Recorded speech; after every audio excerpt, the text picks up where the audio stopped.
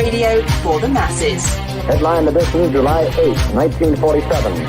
The Army Air Forces has announced that a flying disc has been found and is now in the possession of the Army. If the game is rigged, change the game. Game changer.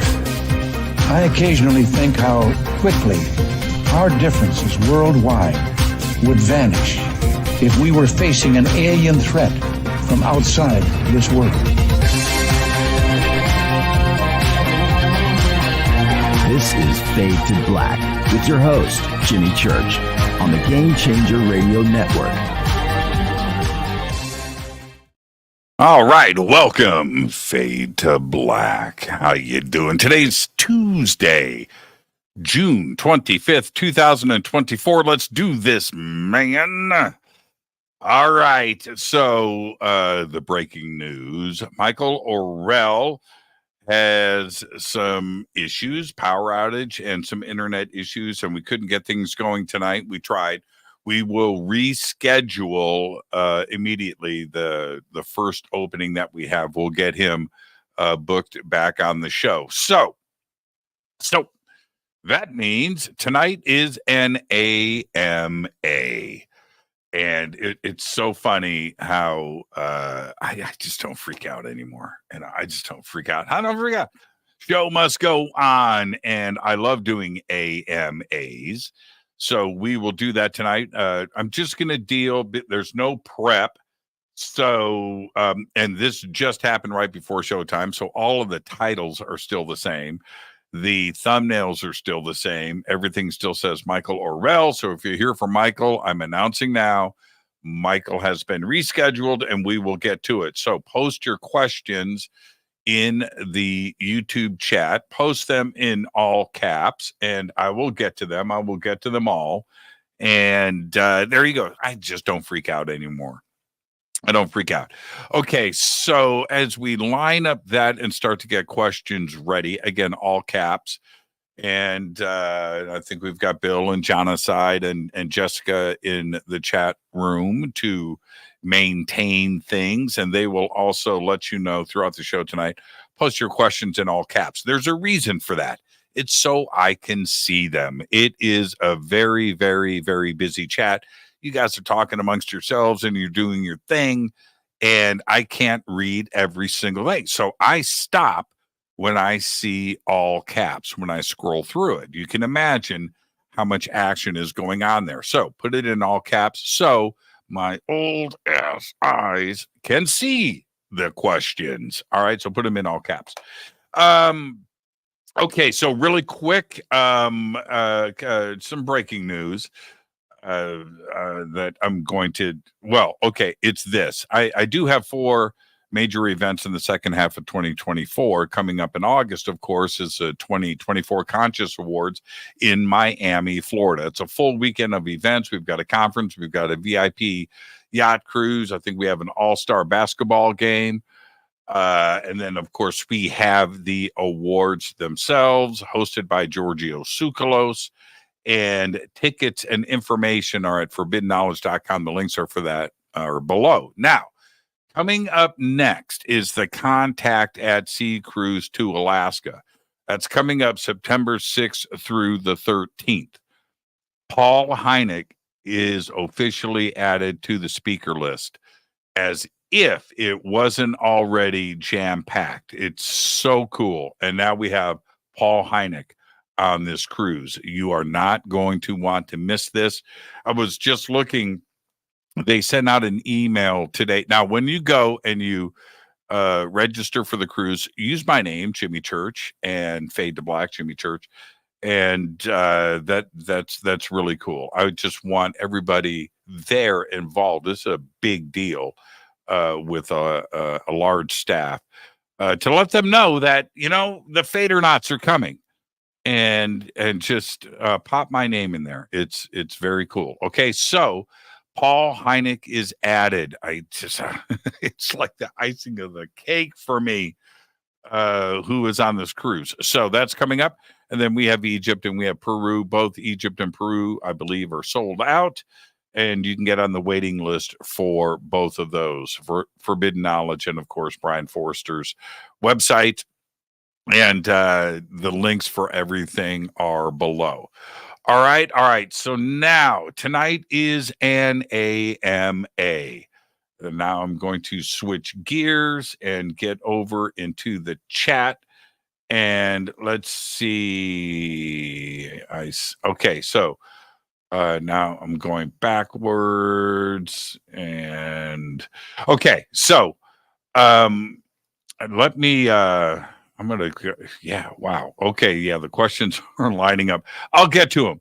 Okay, thank you for that. Again, all caps, everybody, all caps. It really helps me out and it allows me to scroll through. And while I'm scrolling through, I want to start off the show with a couple of things. By the way, Ken Priest coming in strong tonight with Sticks, Come Sail Away. And that he listened to that song right before the show tonight. When I was a kid, I kind of want to start there. When I was a kid, I loved that album.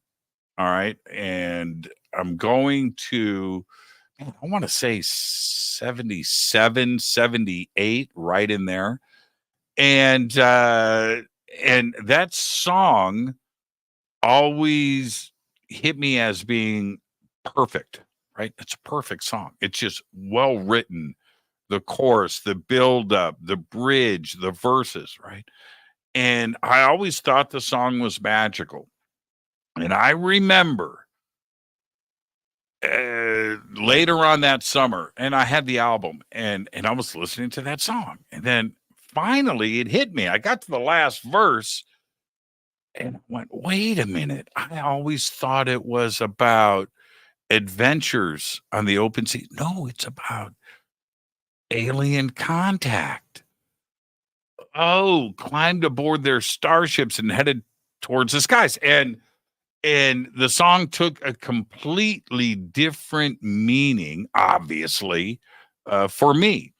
And suddenly I found myself listening very closely, which I thought I had already done. I thought that I was already paying attention to music and looking at album covers differently, reading the words to songs. And then I found, and I was a big Frank Zappa guy. And I'm starting to find song after song after song about ET and contact and aliens and UFOs. And then, and I was a big Frank Zappa guy. And there's an album called One Size Fits All, Frank Zappa.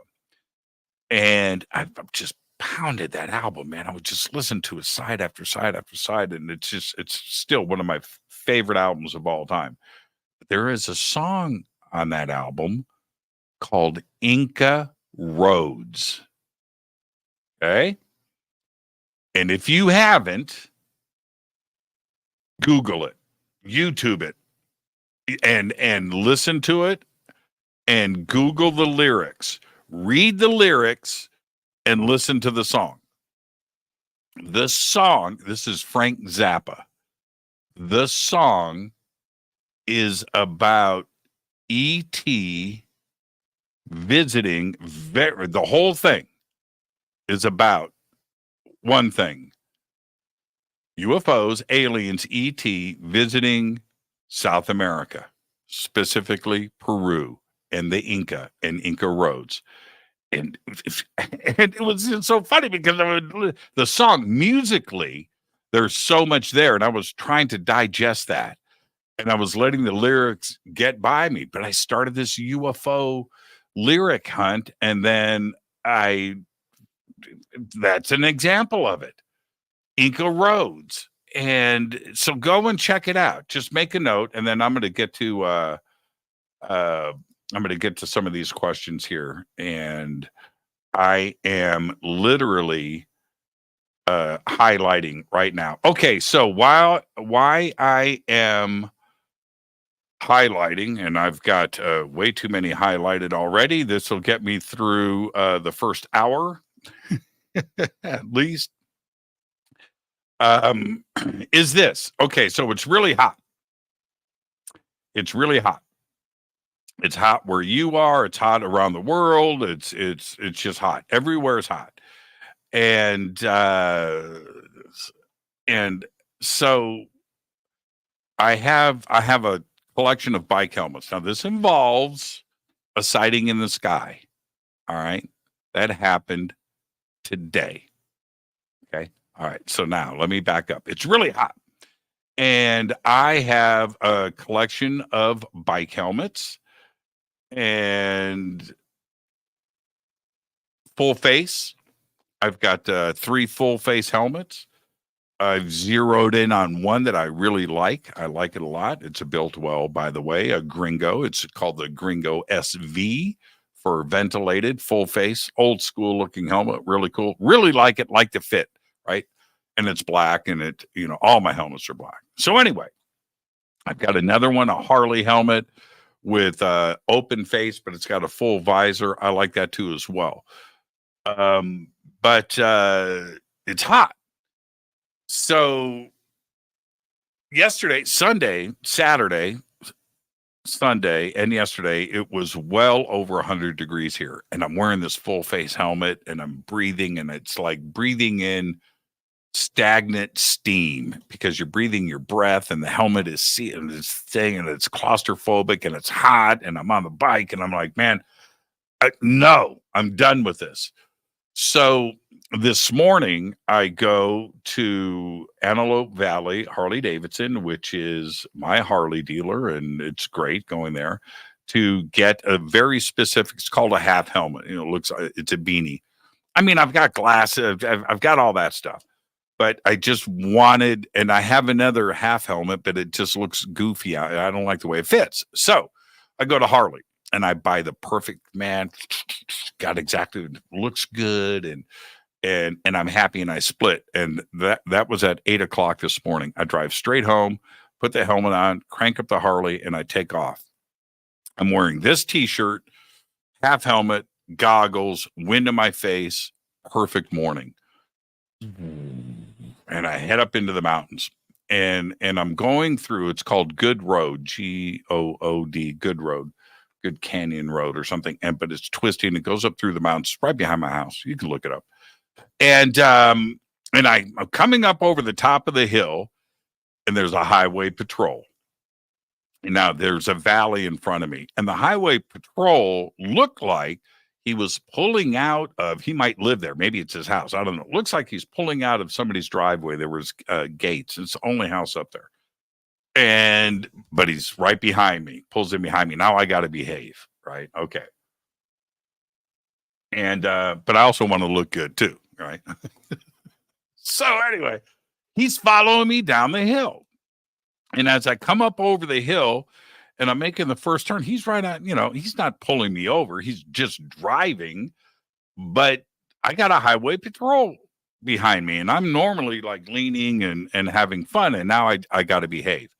And all of the sudden I see right in front of me on the next mountain range, a black thing in the sky, and it's low right on top of the mountains. And I thought at first, is it a giant bird that's just kind of close to me? But I got to stay. I'm riding, and I got a highway patrol behind me. So now I can't goof off. I can't mess up. I can't speed up. I can't slow down. I can't do anything. I got to pay attention to the road of this. But I got a thing. And so I take the next twisty, and I look, and it's a U-2. It's a black U-2 flying right down the valley, right in front of me. And in my excitement, and the cop is behind me, and I point at the plane. I go, dude, check that out. So just to let him know that I'm looking at this in case, and I'm winding around, and I come back around, and there it is. They fly really slow, and it's big, and it's right in front of me. And I got this highway patrol behind, and I'm sure that he was looking at it too. So that was my day today. And I almost had a heart attack because it was a black thing when I first saw it. Again, you got to remember I'm driving, but it was low. There's a mountain, valley, and then the mountain that I'm on. And this thing was in between the two mountains. Not very far across. It's just a few miles to the next mountain, and it's just right there flying across. It was pretty cool. And yeah, pointed. I was like, dude, just to let him know that I was distracted. It was pretty cool. Okay. So that was my day. And one last little thing, my bike is about finished. And when I say that, there's major things that I wanted to get done on the bike, aside from all the little bits and things and stuff. But it was the seat, it was the bars, it was the exhaust, and one last major thing on the bike. And that's going to be done next week. And I'm very excited about that. I'll share that with everybody. But there you go. So you can ask me bike questions if you want, but let's keep this UFO stuff. All right. Okay. So then I posted in the chat. I wonder how many DMT questions there are going to be tonight. And Bill comes up with this immediately. And you can see this is timestamped. Oh, you don't get the timestamp here. This is at 6:54. It's right before the show starts. Bill says, when do you try it again? And my answer was, who says that I haven't? Right? Who says that I haven't? And so if I lead with a question like that, answering a question with a question, which isn't right, obviously I have. Yes. I did a second journey. I did. It was profound too. As crazy and as profound as the first one was, the second was twice as intense, and it was done that way on purpose. All right. I don't want to get into a whole lot of that kind of talk on this show. So I'm going to be speaking in metaphors if I do talk about it, because I don't know how far this YouTube algorithm will let me go with this kind of stuff. So anyway, I intentionally doubled up. And so that'll answer that. And then if you have more questions about it, I will answer them directly. Okay. All right. All right. Let's keep going through the questions and let's see who is next. All right. Man, you guys are just chatting away here. Okay. First question, Amber FB. What was the most life-changing for you, Egypt or Peru? Man, that is, Amber, that is a perfect question. I'm going to say equal. And for a lot of different reasons. And I could do the whole show on just this question, by the way. Egypt has to be first in your visit, in your bucket list stuff. Okay, all right. When I was growing up, Time Magazine, King Tut on the cover and the tour, and Egypt and mummies and Boris Karloff and all. I mean, Egypt was already, it's on everybody's mind, and I get that, mine included. So you've got to get Egypt out of the way. And now I've been to Egypt twice now, and I'm heading back in a couple of months for my third visit. And all of the research that I've done with Egypt over the years, and all of the interviews and everything that I have done, I wasn't prepared for what Egypt was and is. It's just extraordinary. All of it. Now, and here's the thing. I remember coming back from Egypt on the plane just going, man, oh man. And I'm just remembering little things, one after another, about different sites and just little things, because you walk through and stuff resonates with you that you're going to lock onto something. And I did that constantly, site after site after site. Okay. So I go to Egypt again, second trip, and then I go to Peru last year.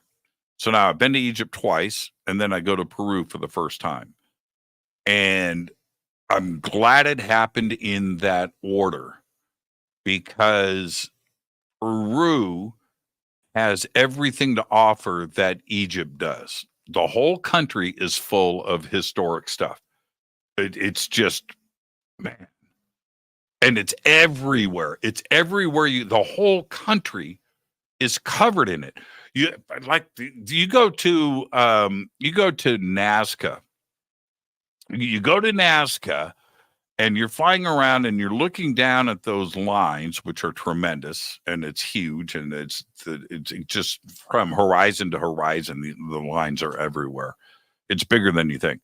But anyway, so you look down, and this is how my brain works. I'm looking down at this crazy runway, this mountain that's chopped off, and there's some carving on the side of it. It's insane, and you see it in all them. I'm looking, and right next to it are like 3 houses, and they're pretty nice houses, actually. 3 houses overlooking that. I mean, touching the backyard. So you could have your friends over and go, hey, man, you want to see my Nazca lines? Walk out in your backyard and go, wavap. It's like that. And you just come away with this. It's everywhere. It's everywhere. So Amaru, the portal, that's next to a village. There's 300 or 400 people living in this village right off the road, and you just walk out of your house and it's right there. And it's like that everywhere, all over Peru. And it's the same thing for Egypt. It's everywhere. Everywhere you go, there's something really ancient and megalithic and really, really cool. So that's why I put them both equal. But if you're going to visit both places, go to Egypt first, then go and experience Peru. Egypt's going to blow your mind. It's a good prep for Peru. All right. So that answers that. Thank you, Amber. I could stay on that question all night. I could just go from site to site. Next question. Super Crazy Movie Geek. What do you expect to see in Jame Fox's new documentary? I've already seen it. Do you know if it will be mind-blowing? It will, because I've already seen it. All right. I should read you the text that James Fox sent me earlier today. Yeah. He's pretty excited. The film is amazing. All right. He has been working full tilt. He said to me this, or was it yesterday? He goes, man, I haven't stopped, man. 18-hour days. And I think that he's actually, I don't want to give he says one thing. I don't know how much it really means. He goes, dude, I started over.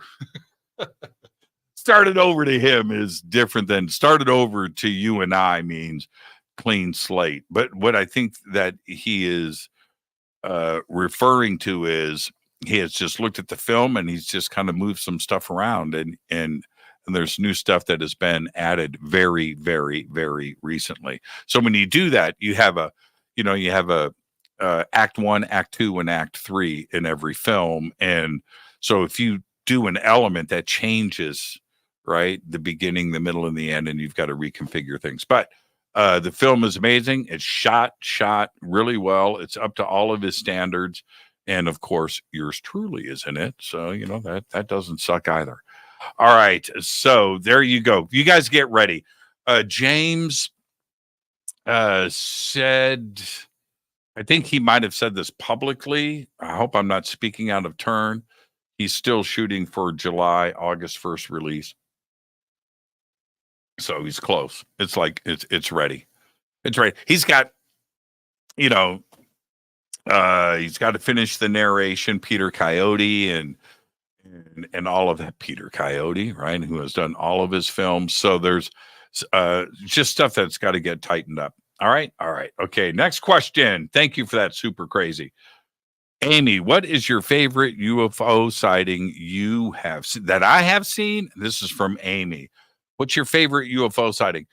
I've got like 3 significant ones that are kind of even. I would say that the beer can is top of the list because that was daylight, that was daytime, and that is kind of like the holy grail of UFO sightings when things happen like that during the day and you can see everything. And the 2 other ones, the Zorro Z was pretty extraordinary. I think that was around 2017. And then 2016, 2015, 2016, the green chrome balls, green chrome ball balls. All 3 of those were insane, just absolutely insane. And then there was that, I'm gonna call it a flying saucer, that flying saucer in Sedona that I saw with Adrian and Michael of Sedona. That was crazy. 3 of us on the top at the airport. That was really cool. That was pretty insane. So yeah, there's a lot, and I don't want to keep saying that everything is even and the same because it's not. The beer can clearly was one of the most extraordinary UFO sightings in history. I just happened to be there. That was insane. That was insane. One day I will have a CGI animator recreate that for everybody, and with real imaging, and put that together so everybody can understand exactly what that was. Thank you for that, Amy.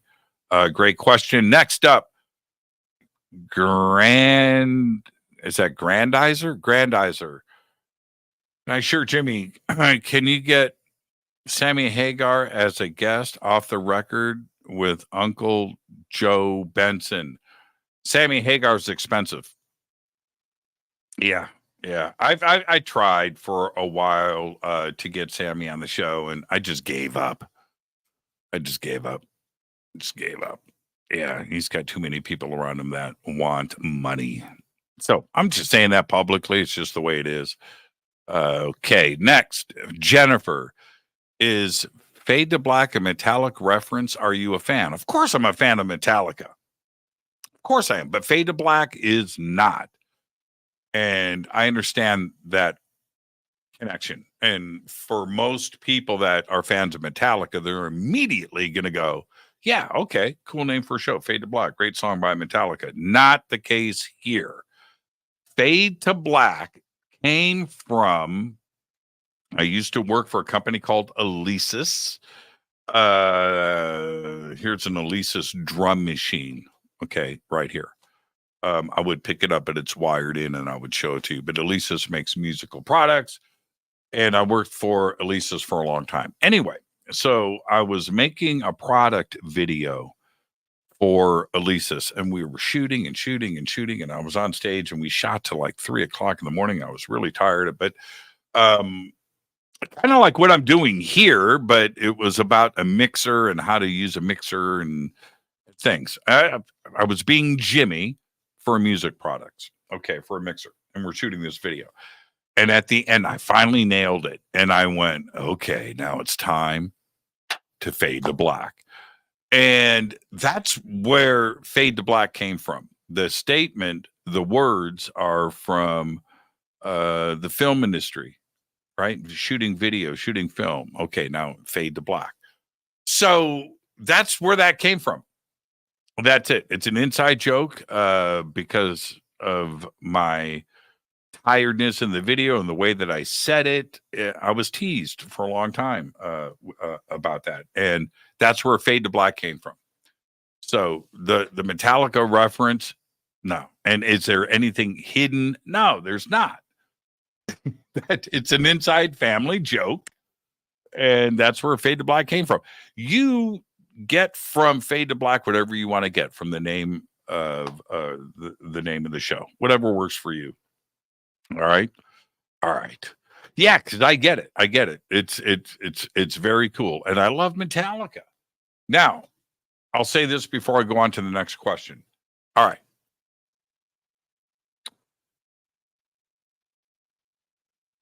The Black Album is their best album. Yep.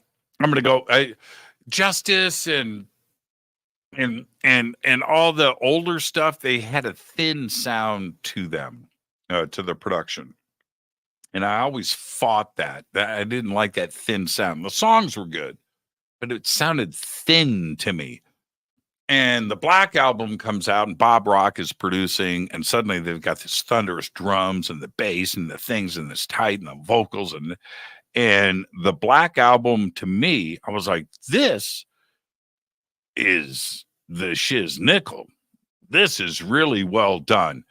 And plus the songs are really good. So I'm a huge Metallica fan. Huge Metallica fan. All right, next.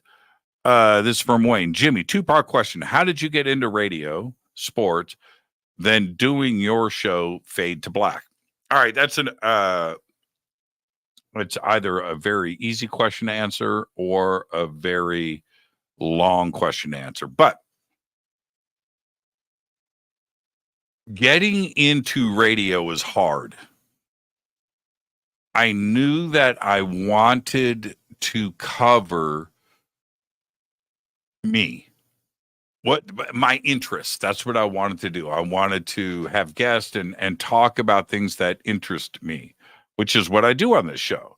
So yes, we talk about UFOs and life after death and consciousness and science and contact and ET and abductions and all different forms of conspiracies. But we also talk about food and music and film and television. And these are the things that interest me. So I wanted to figure out a way to get all of that into one show.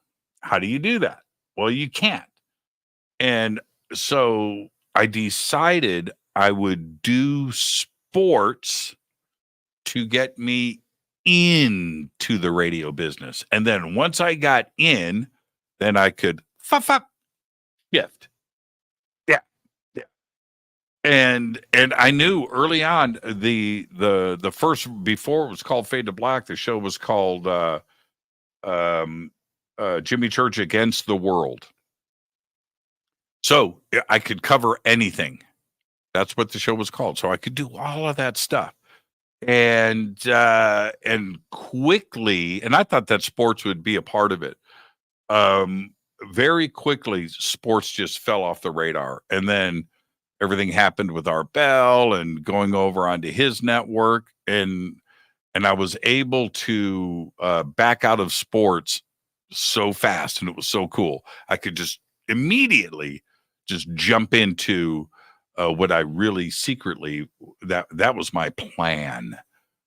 That was my plan. And it turned out that it worked. So there you go. Okay, that's the short answer to that. It's a little more complicated, but there you go. Okay, next. All right, this is from 3 Shifting Veils. Jimmy, if a portal opened up over you and a hand came out real fast towards you, how would you react? Okay, let me read this again. Jimmy, if a portal... Here, let me concentrate. Jimmy, if a portal opened up over you and a hand came out real fast towards you, how would you react? Well, I would duck. I would duck. I would duck. Would you touch it? I mean, that's the question. Do you reach out to the hand? Is it the hand of God? Is it a black hand? Does it have blood dripping off of it? Does it have fingernails? Is it green? Is it, what does it have scales? Or is it some gentle hand? Hey, right? Is it a female hand? Is it a woman's hand? Is it a man's hand? Meaning, is it, I don't know. So, angelic, what if, I don't know. So I was watching a movie last week that actually dealt with this. That's really strange. I'm wondering if we're talking about the same thing. So a hand was extended from what may have been a ghost, something interdimensional, but there was some communication going on between somebody real and this portal had opened up. And the entity, I'm going to say that because I don't know if it was like officially a ghost, but anyway, reached out her hand. Yeah.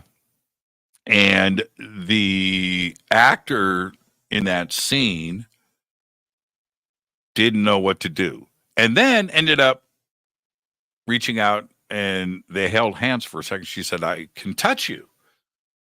And I thought that was pretty interesting that nobody freaked out. So I'm wondering if that's what you're talking about here. I can't remember what the movie was, or was it a TV series? Can't remember. It'll come back to me. But it depends on what the hand looks like. How big is it? Is it a giant hand like, or is it just something normal? I don't know. But if it wasn't trying to be violent, maybe you grab, and then does it pull you through? Right? Does it let you go? I thought you were going to be nice. Yeah, that's pretty good. Okay. Let's see. This is from Lord Nelson. Jimmy, have you seen the Apollo 11 that landed on the moon? Oh, Jimmy, you have seen the Apollo 11 that landed on the moon. Do you really believe that craft made it there? Man, I just don't know. There's a movie coming out about this. I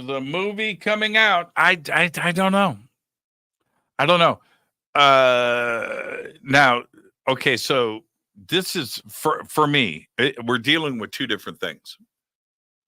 We have the command module, right? And the capsule, the Apollo capsule on the command module. Then you have the Eagle, right? The lunar lander that they pulled out of the back of that thing. And that's a whole nother issue as well. But anyway, the lunar lander, that module just looked so fragile to me. It always did. It just looked a little rinkety-dinkety, and it didn't look like it was shielding anything. You have extreme heat and extreme cold, and it just didn't look right. But the Apollo capsule, when I saw that for myself with my own eyes at the Smithsonian, that kind of freaked me out a little bit. It did. And that also includes, now, Apollo's one thing, but when you see the Mercury capsule, Gemini 2. Okay, so Mercury was one guy, one astronaut. Gemini held 2, and then Apollo held 3. He had 3 seats. Gemini 2 seats. Mercury 1 seat. When I saw the Mercury capsule at the Air and Space Museum, I'm looking around for something small. It was this big.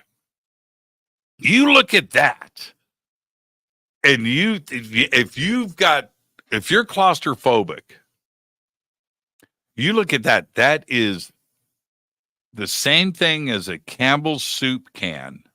Okay, it looks that fragile, but it's tiny. It's tiny. The bottom of it is like this big around, and you're thinking to yourself, how do you open that hatch, climb in a spacesuit with a face mask, sealed, claustrophobic, right? And then close that hatch where it's like this, and then you can't escape. You can't go anywhere. You are stuck. You are orbiting the Earth until splashdown. And I cannot imagine what it would be like to bust open that hatch and just get out, pop that. Just man, hyperventilating. I don't know, man. I don't know. The technology it freaks me out. Gemini is the same thing, just a little bigger, right? And then you look at the Apollo capsule, and I know it's high tech for the time, but I don't know. I don't know.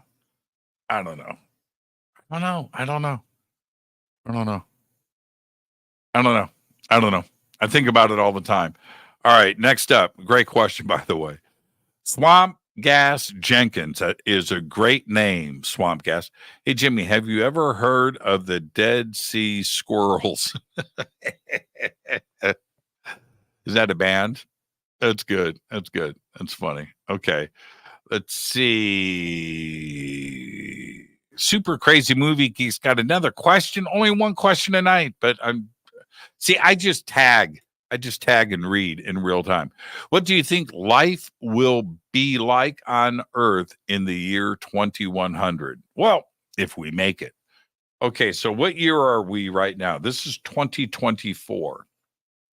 So that is what, 76 years from now? All right. So, are you ready? 1970, 54 years ago. 1970. So in 1970, and I was 7 years old, 1970, thinking about the year 2000, the year 2025, the Jetsons, right? Lost in Space, all that stuff. How different does the Earth look? Neighborhoods are still the same. They're still there. Houses are pretty much the same. Cars are still pretty much the same. TV, right? Yeah, we have the internet and we've got things, but we had telephones, 1970, right? Video phones, airplanes, jets. In fact, in 1970, we were going to the moon. Not doing that now. So, how different is the world today than from 1970? Think about that for a second. Is it much different? The freeways are all the same. The roads are still the same. Everything is what? How do we have? You know what I mean? Do we have floating cities? Right? Do we have anti-gravity shoes? That's none of that happened. Pretty much. So 70 years from now, what will life be like? Well, okay. I think it moves slower than we think. I'm not sure if the Earth would look any different, like Cloud Atlas or whatever. I'm not so sure. I'm giving you a really good example. How different is the world today, right? How different does Kansas, Colorado, Oklahoma, Texas, right? Illinois, Ohio. How different do they look than they did 60 years ago? It looks the same to me, right? So I don't know. Now, if you back up and you go to 1900 and you look at New York City compared to New York City today, yeah, it's different. It's different. But things happened very quickly in that period. You had light bulbs that were created, cars were created. So you went from wagons and horses. There were dead horses in the streets of Manhattan. So you have that, So, but from that point forward, from like 1920 to now, over the last 100 years, kind of the same. 1950 to now, kind of the same. 1970 to now, kind of the same. It's not. So I don't know. Are they going to knock down all of the houses in the world and build new structures? No.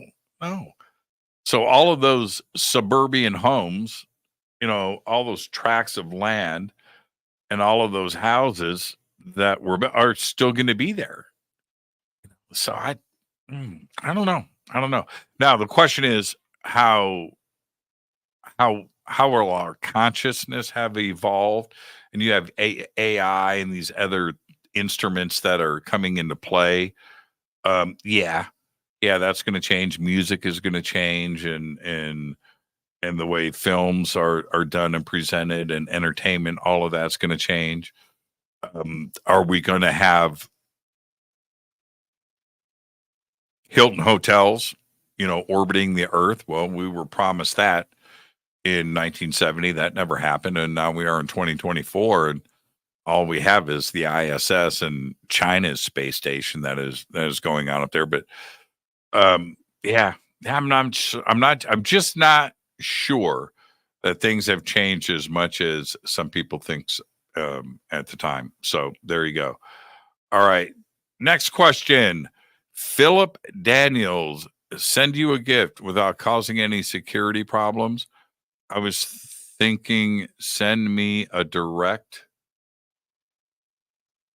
I have no idea what that is. Oh, so I don't think you finished your thing. So send me a direct message.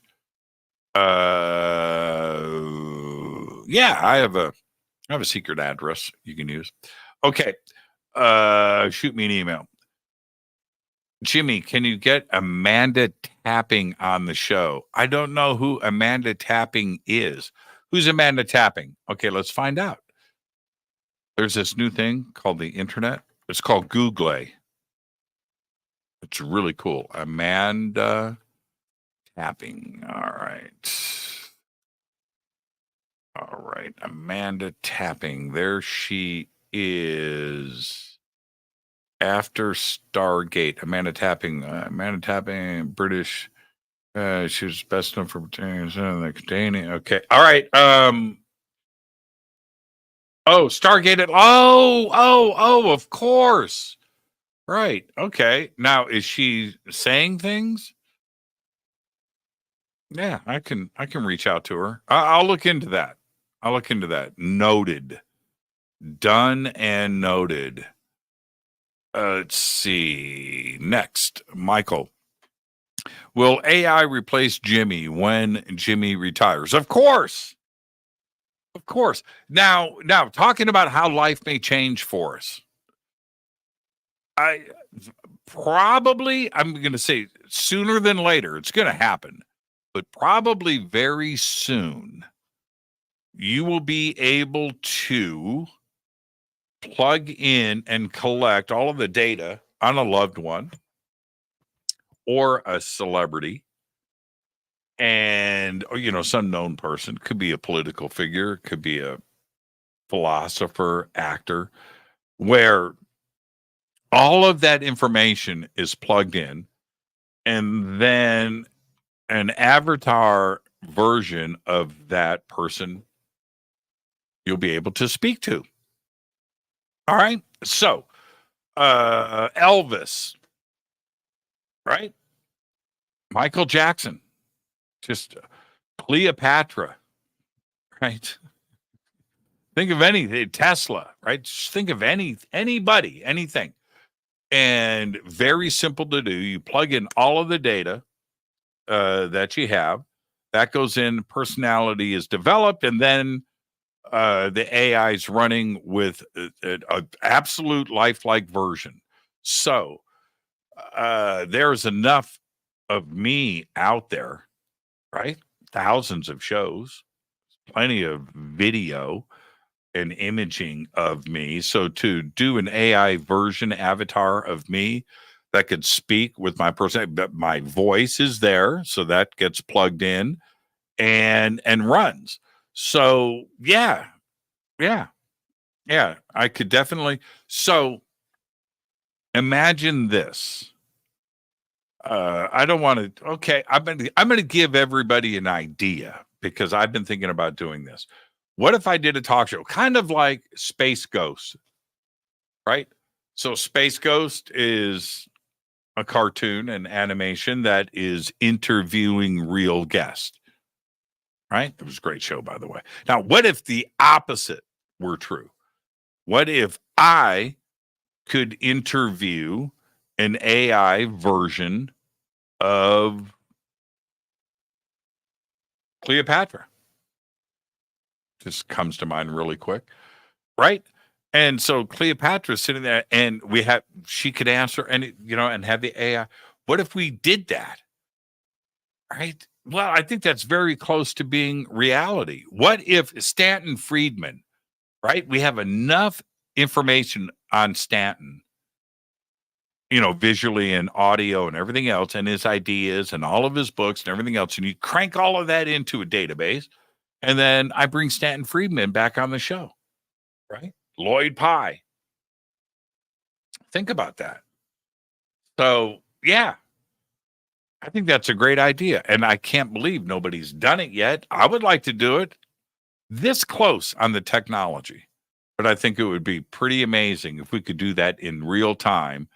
And I could, sit here with anybody, and just have them here, and I could just pop off the questions and have them answered in real time. I think that we're really close to that. All right. Let's see. Next, this is from Brian Rose. Have you considered adding a PRS 245 to your short scale collection? There had to be eventually a guitar question in here. I love Paul Reed Smith. The company is amazing. All of the products, even their amps are really good now too as well. So yeah, dude. I've got a PRS hanging. Oh, you can't see it, but there's a turquoise custom 24 right there. That is just. And then I have a Santana as well. It's not in here.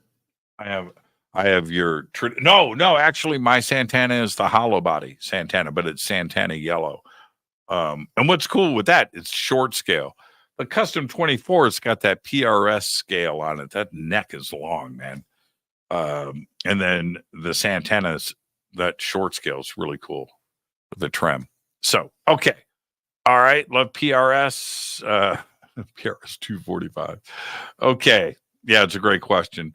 I am so, man, I'm like at the end of the road with guitar. There's a few, because I have everything that I want. I just don't desire if I come across a guitar that I have to have, that's different. I don't collect guitars, just, they're not investments, and I don't resell. Everything that I have is something that I want, and that I want for my own personal reasons, and I want to play them. So PRS 245, or anything. I just, if you look behind me, that's an Ibanez RG 565. That's one of the coolest guitars ever. It's a humbucker with a single coil, maple neck, reverse headstock, high quality, made in Japan, and I always wanted one of those, and in turquoise. So I got that. And that guitar is amazing. It's one of my favorite guitars. And then in the RG series, there's the Steve Vai. There's another one there. I've got a lot of Ibanez here. So if you look, there's an RG 550. There's another RG 550. Both the same color. One's got a maple neck. One's got a rosewood neck. But those are guitars that I've wanted forever for my own reasons. That's why I have them. And it's the same thing like with anything else that you see. It's just a guitar that I want. Okay, so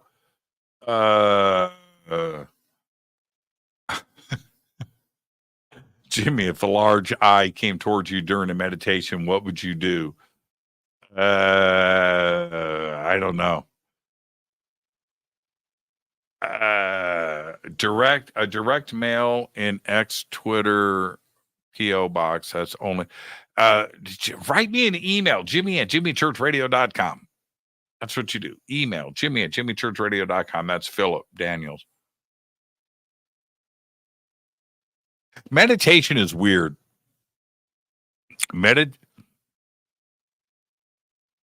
I have heard, not, I've gone there, but I have heard so many different people talk about their meditation habits and what they do and what they see and what have always different.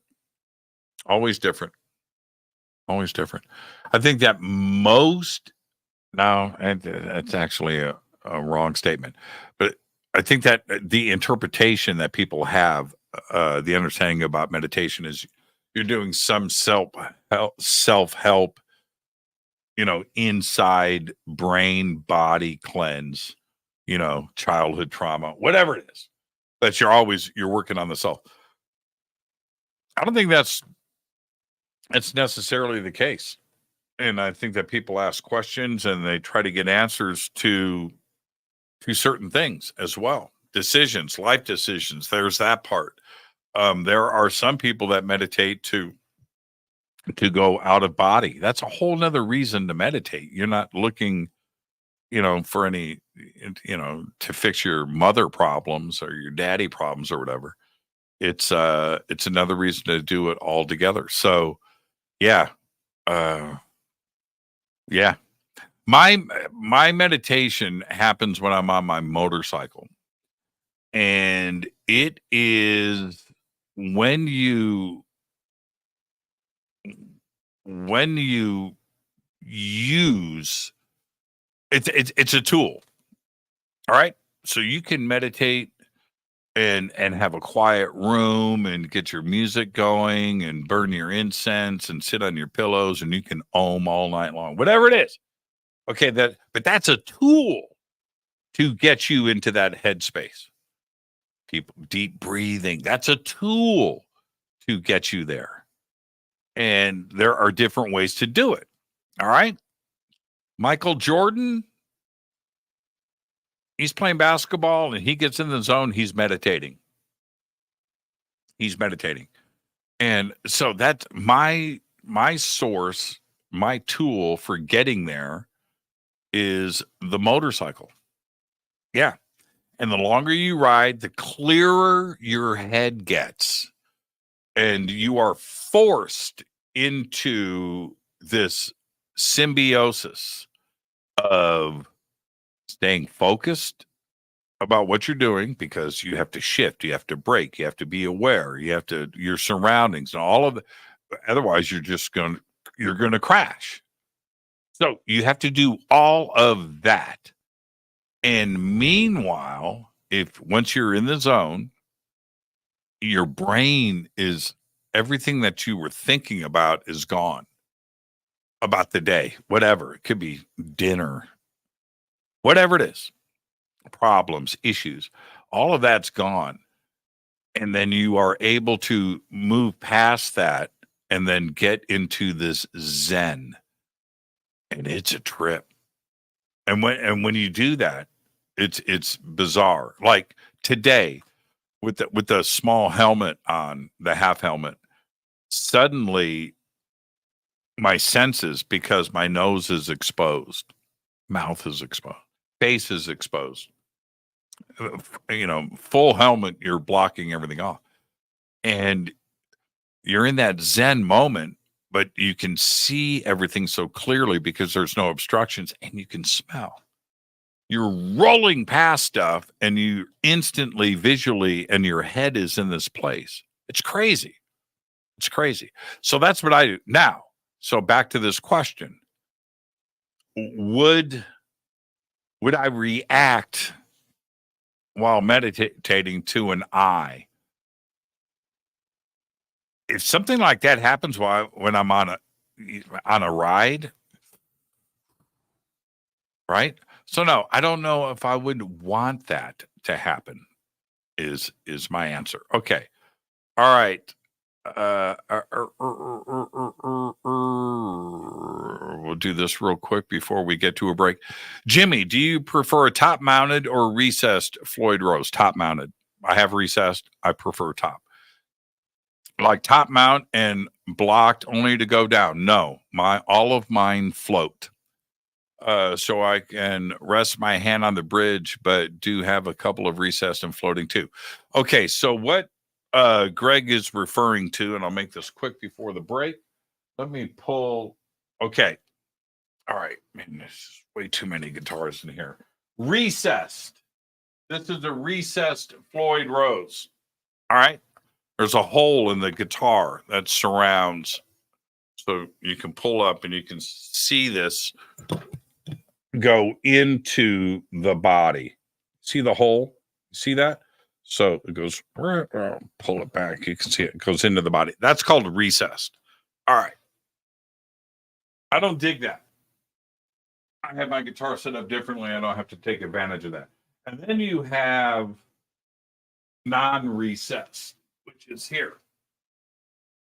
Grab this because it's close. Come on down. All right. All right. This doesn't have a hole. See that? There's nothing there.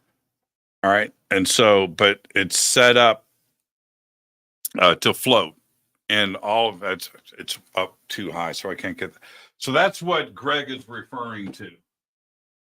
I prefer the non-recessed because on all of my guitars that have a bolt-on neck, they're shimmed. And they're shimmed so the neck is angled like a Les Paul, and it allows the Floyd to lift up, and there's space in there. I prefer that. A lot of guitar players don't dig that. I do. I like that thing in the palm of my hand. I like it up. I don't like everything flat. I can show you like a really good example of that. This Strat.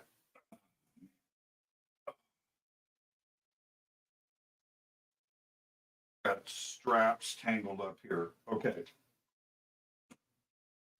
You have no idea what I just did.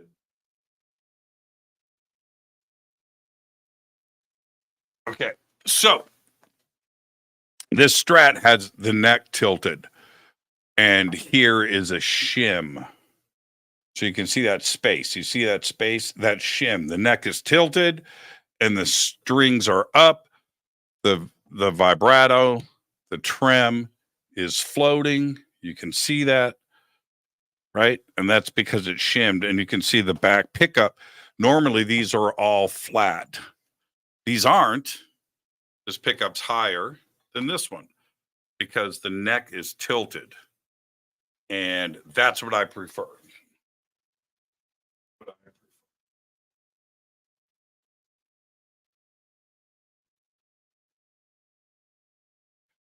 Too many guitars. Let's put that right.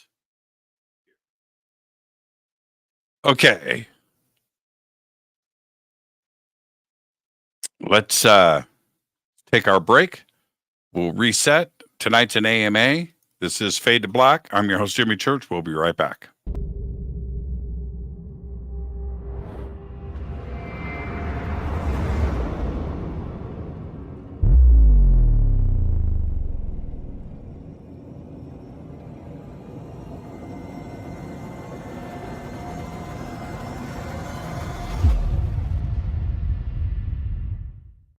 Subscribe to our YouTube channel to get your alerts and access to over 2,000 videos. Click that subscribe button right now. Go to jimmychurchradio.com and get the Fade to Black official podcast. 2,000 episodes, all of them commercial free for just $2 a month. Hi, this is Jimmy Church of Fade to Black, and I want to invite you to come to Alaska with me on the Contact at Sea cruise. It is this September 6th through the 13th, 2024. We are on the largest ship in the Pacific Ocean. That's right, the Ovation of the Seas. It's an amazing cruise, and a ship this big is so much fun. We've got lots of activities and lots of great speakers. We are leaving from Seattle to Sitka, Alaska, Skagway, Juneau.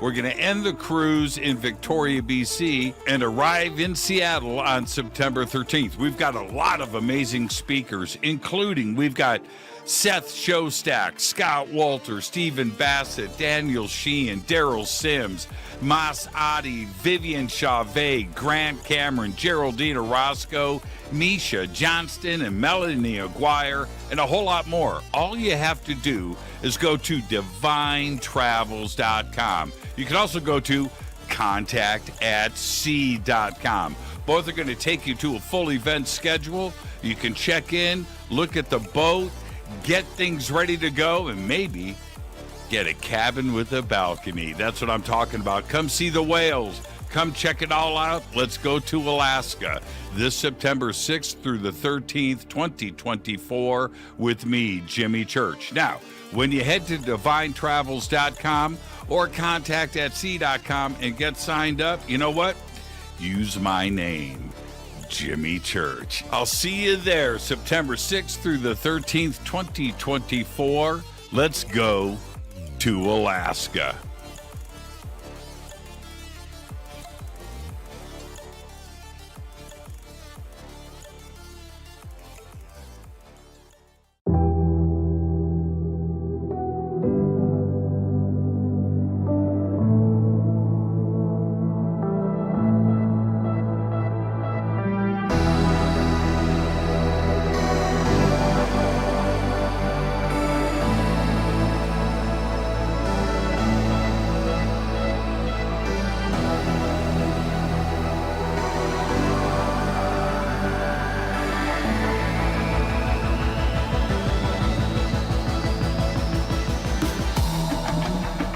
This is Jimmy Church. Please visit and explore Egypt this October 3rd through the 14th, 2024 with Billy, Elizabeth, myself, and very special guest and the #1 podcaster in the world, Sean Kelly.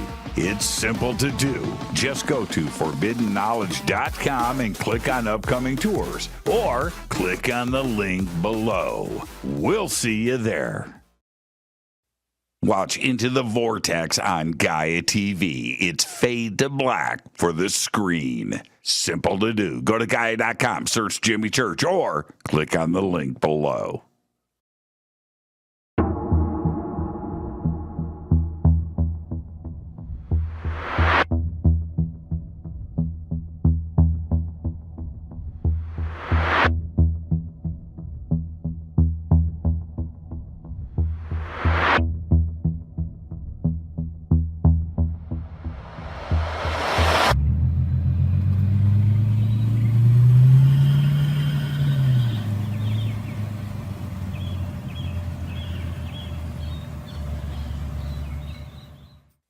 Follow Fade to Black on Twitter @JChurchRadio. Get all of the show updates every single day. It's now called X, but who cares? How you doing? Jimmy Church here. Special announcement. Get your Fade to Black T-shirts. That's right. Help support the show. Help support everything that we do over here. We've got 2 T-shirts. We've got 2 ways to get them. Get your Fade to Black T-shirt today. Go Beckley Teppy. Go to jimmychurchradio.com and become a Fadernaut. Get a membership. That's right. Everything is commercial free. You have access to downloads, and you get to call yourself a Fadernaut. River Moon Coffee, makers of the Fade to Black blend. Truly the best coffee on planet Earth. Just visit rivermoonwellness.com or their Amazon store. It's all simple to do. You can check out the Fade to Black blend, the Game Changer blend, or any of their Black Moon Wellness products. It's the only coffee I drink. It is the best, and it's Doc. Again, rivermoonwellness.com.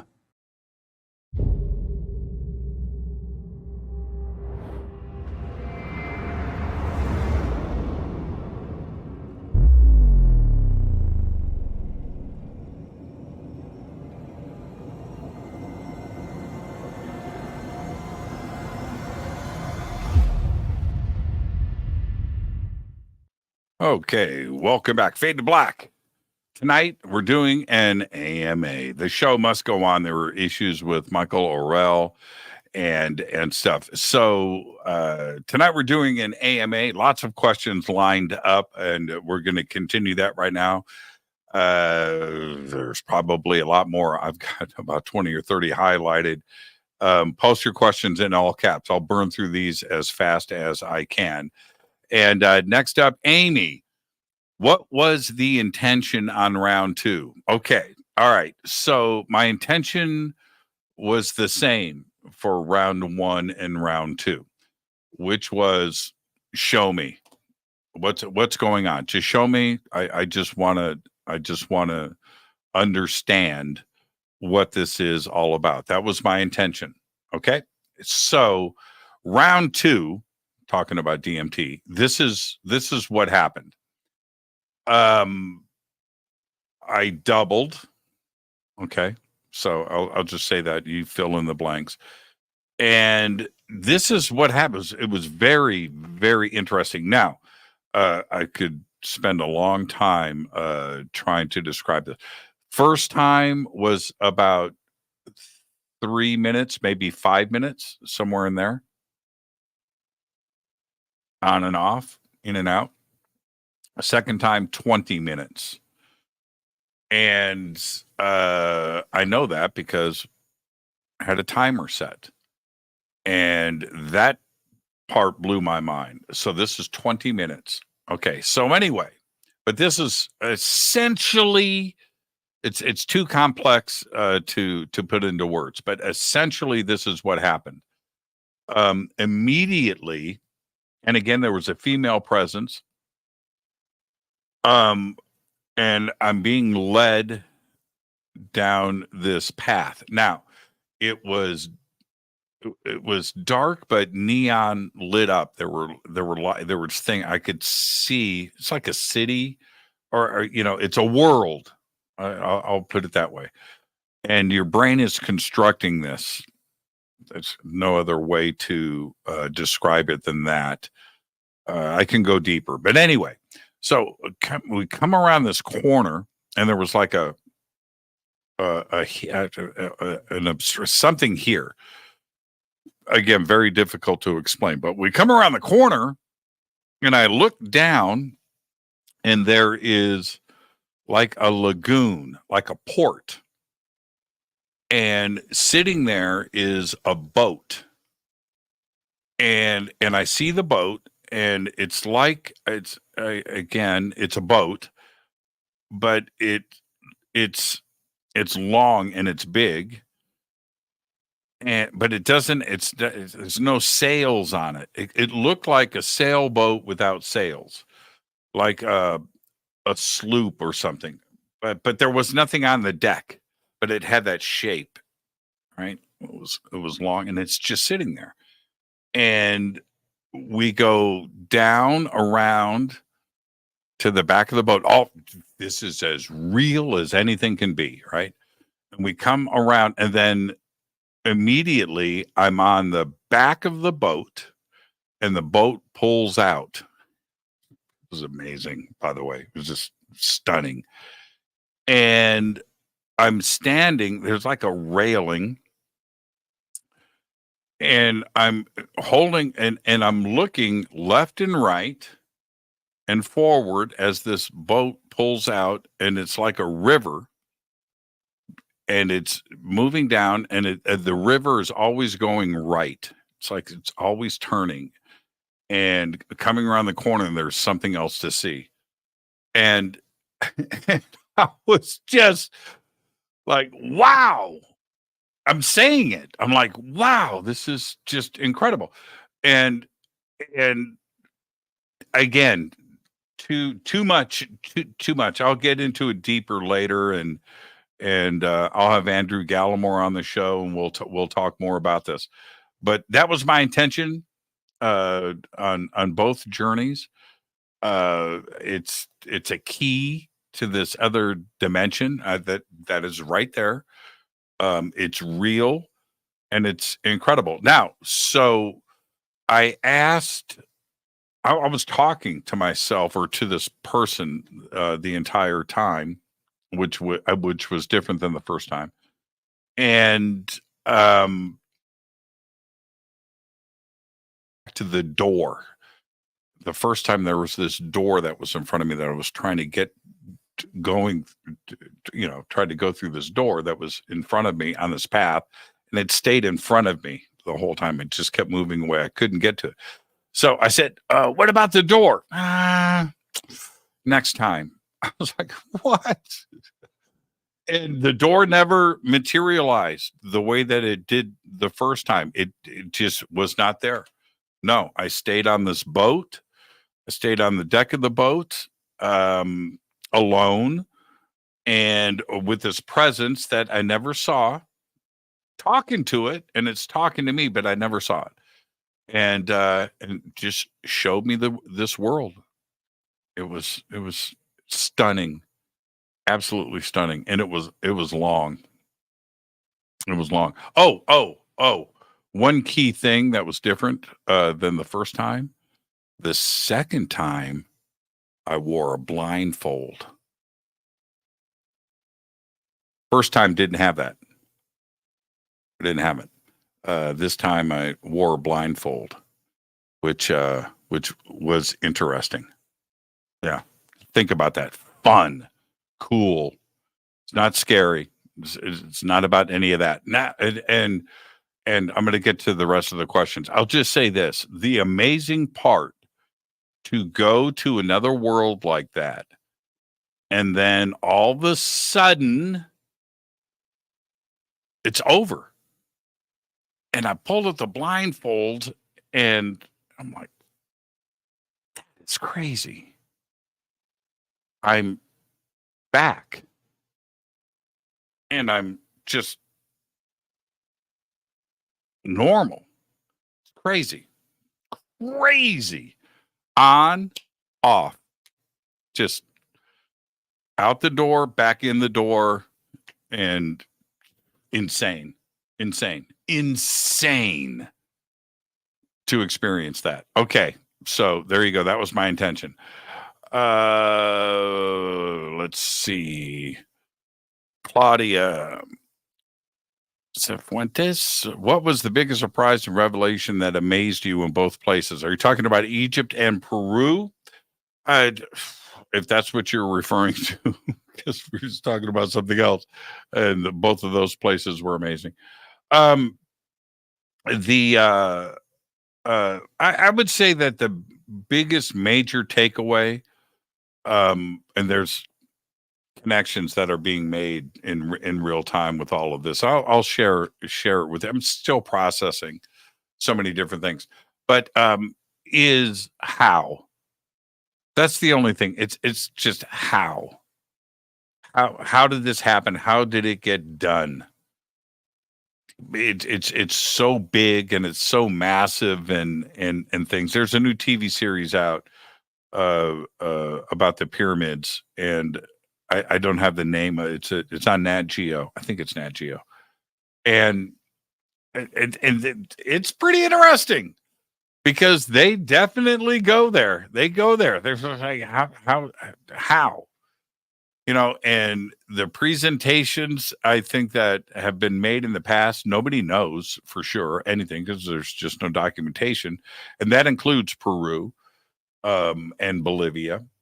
And the Mayan culture too as well, and the Incas, and the Aztecs, is that it's just too massive. It's too massive. It's too big, and I just don't see the population big enough to do this, especially in both countries.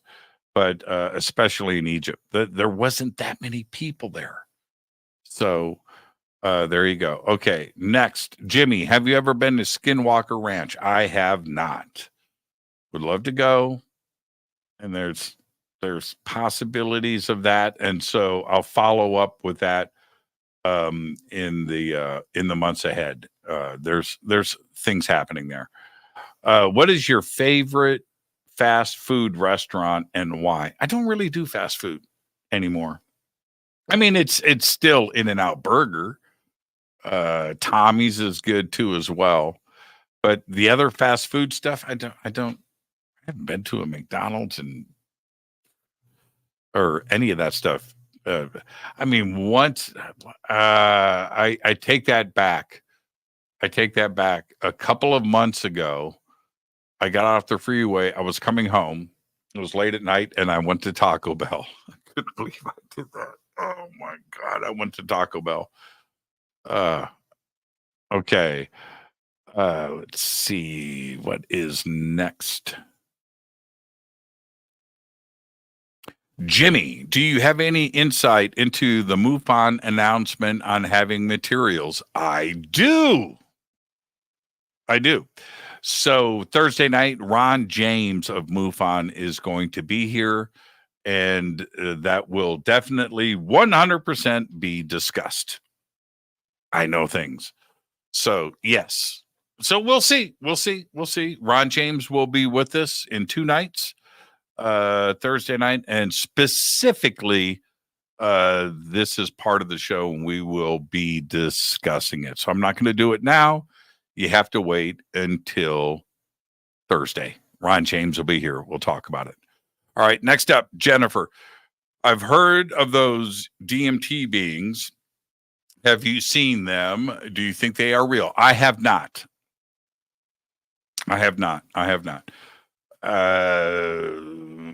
So many, the machine elves, and this has been talked about a lot. I haven't. I've talked to people that have. I have not. Not even close. No. And I went there. Don't think that I didn't. Oh man. And I asked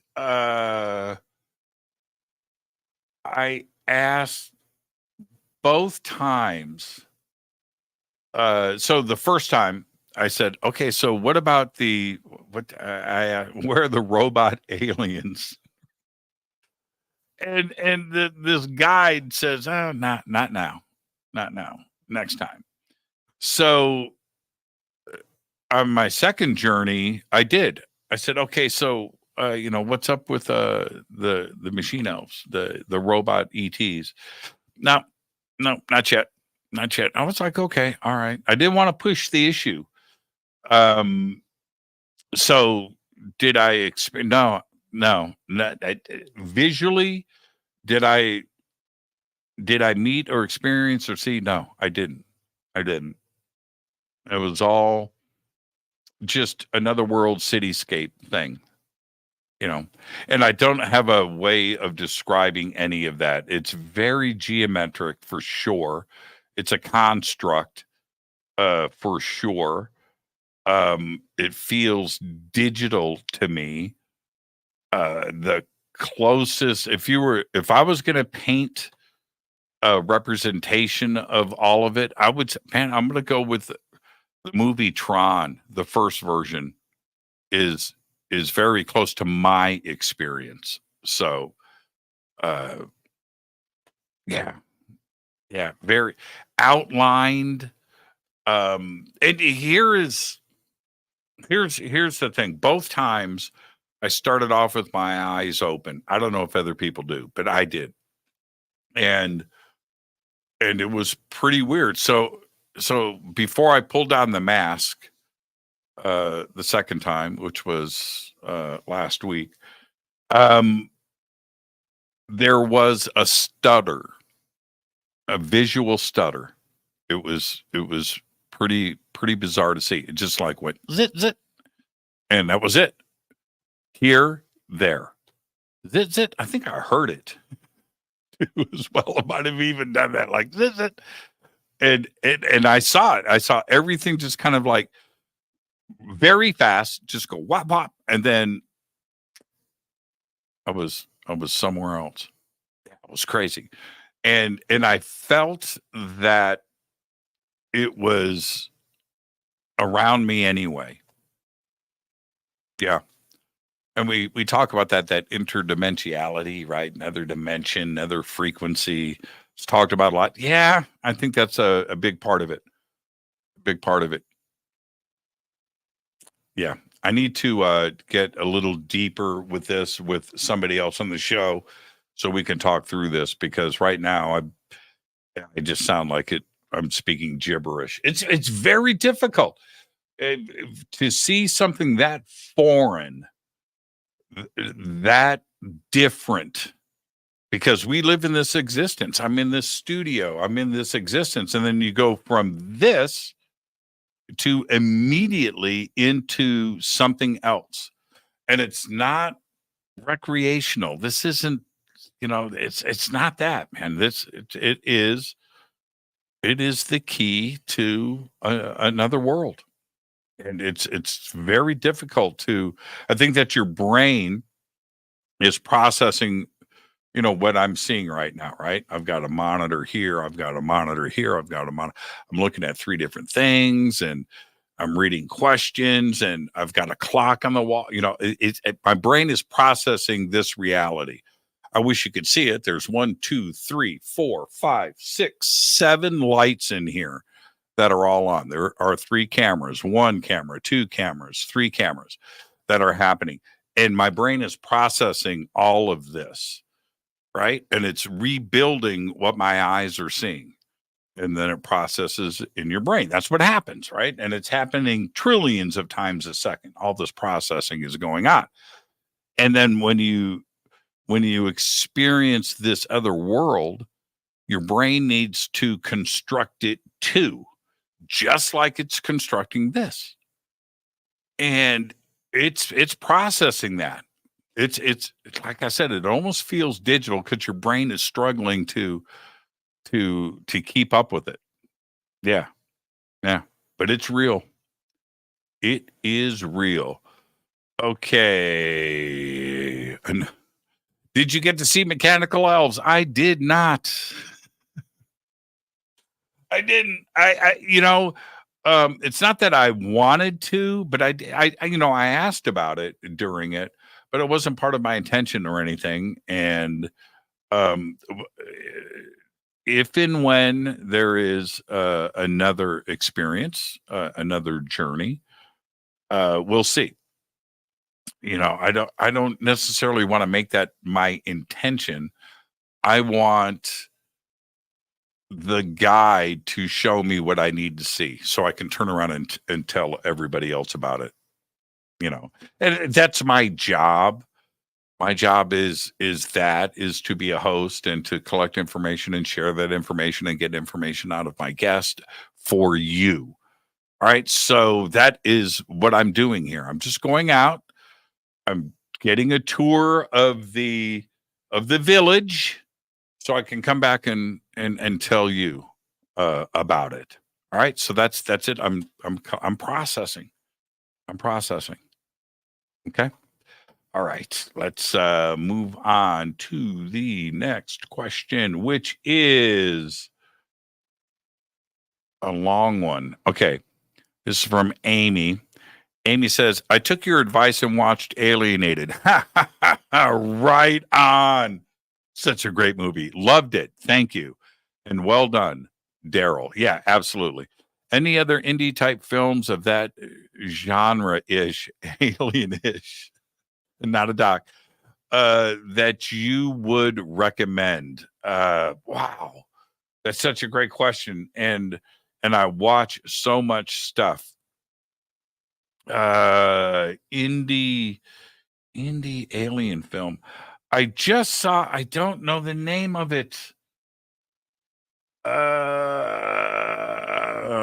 You know what? I have it bookmarked.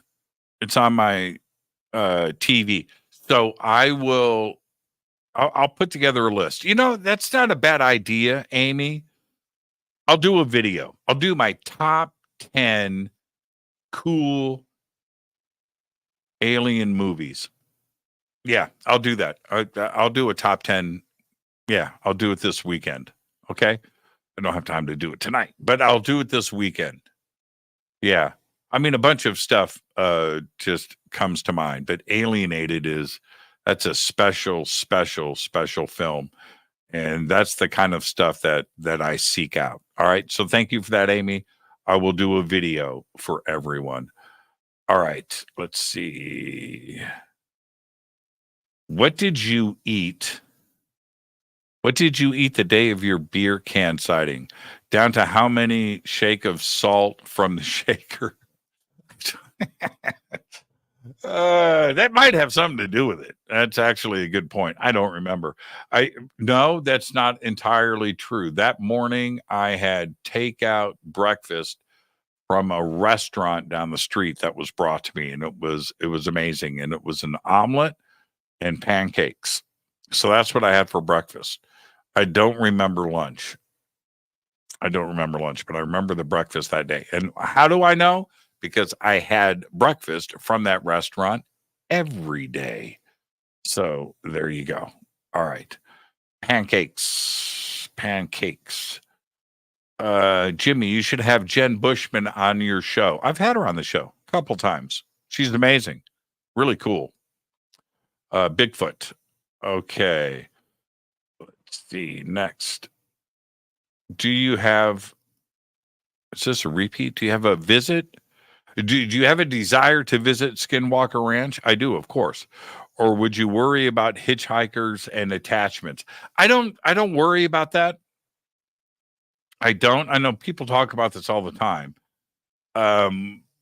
You can't let something like that, the possibility of something that is certainly out of your control, change your mind on something. Otherwise, nobody would do anything, right? Think about the adventurers that were getting on sailboats or boats or canoes or whatever back in the day and rowing or sailing towards the horizon. Everybody thought they were going to fall off the end of the earth, right? So if you let that fear drive you, Easter Island would have never happened.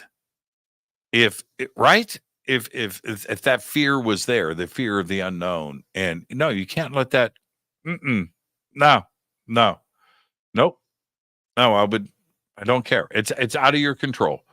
So have I brought home stuff? Maybe. Maybe that stuff follows me around.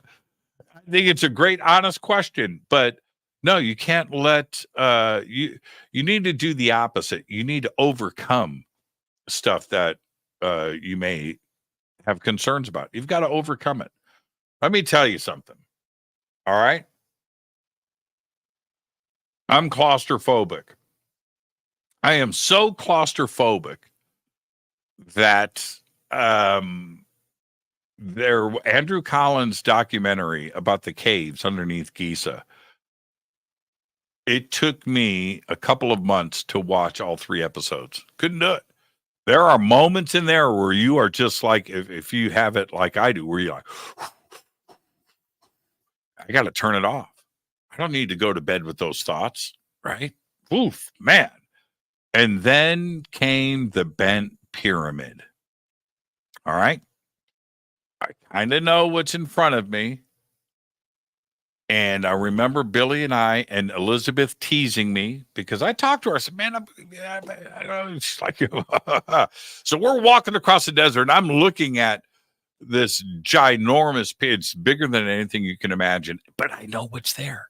And it's a tunnel that's 300 feet long and it's this big. And I've got to squeeze in and get down underground 200 feet below the surface of the earth and have this pyramid. But man, I can't handle that. But I didn't have a choice.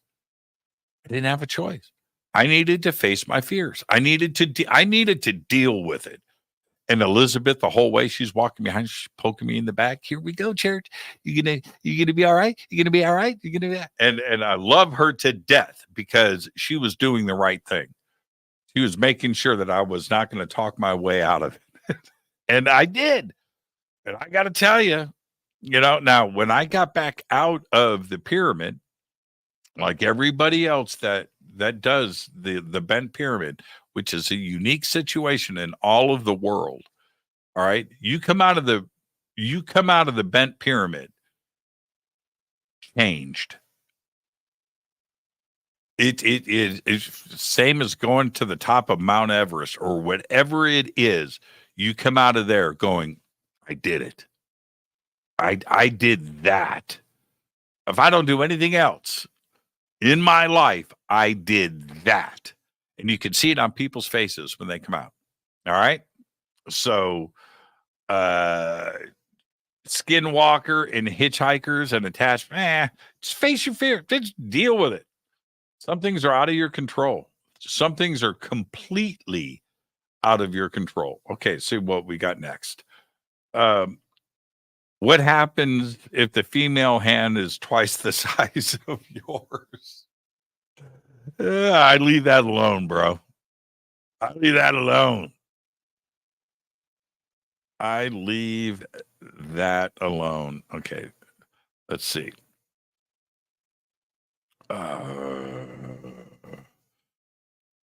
Oh, man. Okay, let's see.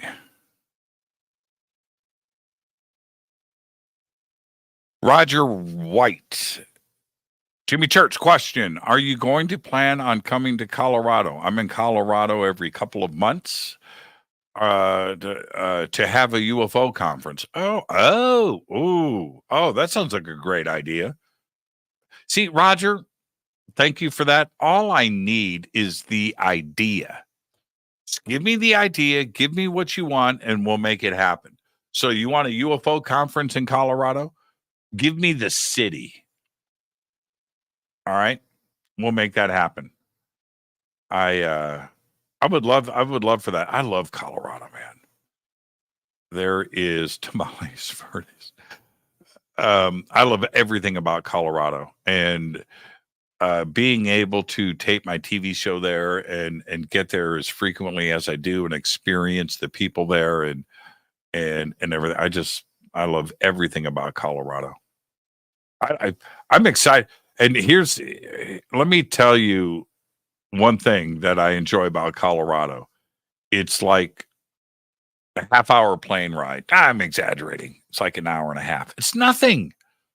By the time I get on the plane and like sit down, we're landing. That's what I enjoy about Colorado. You can go from here, the Mojave Desert, to the Rocky Mountains, just like that. So cool. Just a completely different.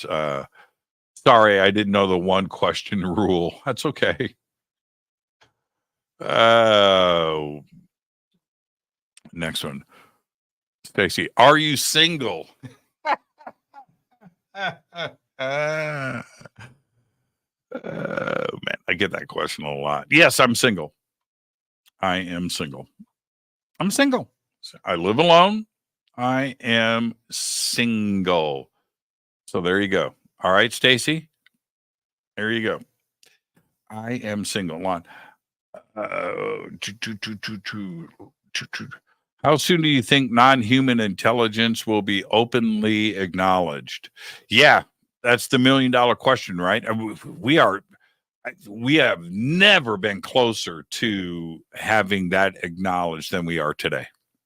I mean, it's insane to have the conversations happening in public.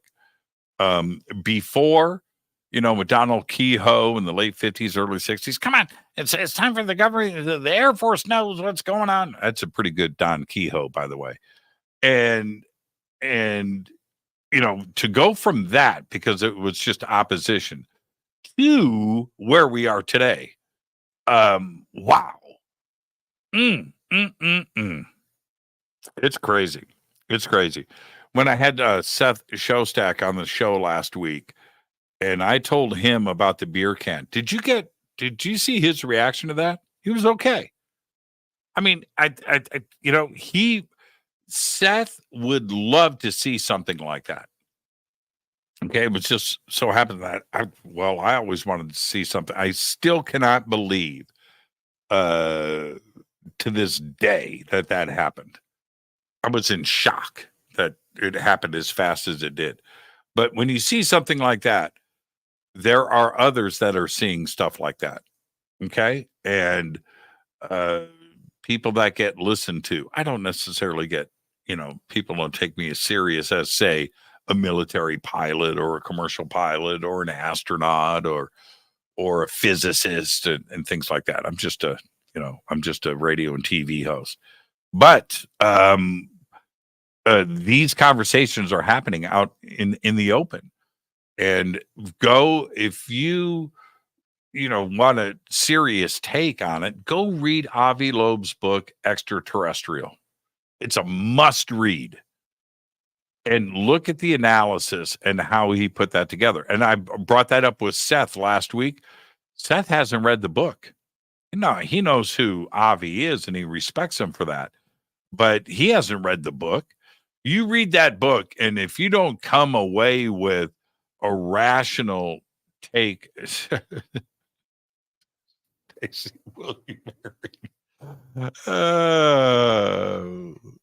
Stacy, thank you for that. Makes me feel good.